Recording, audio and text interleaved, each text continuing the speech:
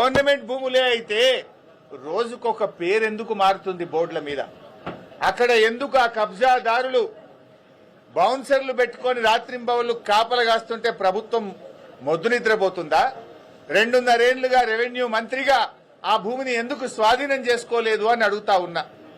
ఆడ రోజుకొక పేరు.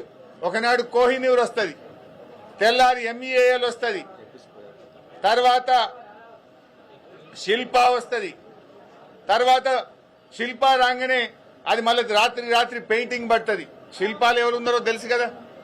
ఆ తర్వాత AQ స్క్వేర్ వస్తుంది, ఆ తర్వాత మళ్ళీ కోహినూర్ సింప్లెక్స్ వస్తుంది. ఎందుకు బోర్డుల మీద పేర్లు మారుతున్నాయి? AQ స్క్వేర్ వెనుక నీ కొడుకున్నది నిజం కాదా? శిల్పాతో మీకు వ్యాపార సంబంధాలున్నాయి నిజం కాదా? పెడదామా, డాక్యుమెంట్లు బయట పెడదామా? శిల్పాతో రాఘవ కంపెనీకి ఇవాళ హైదరాబాద్ లో వ్యాపార సంబంధాలు ఉన్నాయా లేవా? AQ స్క్వేర్ లో మీ కొడుకు భాగస్వామ్యా కాదా?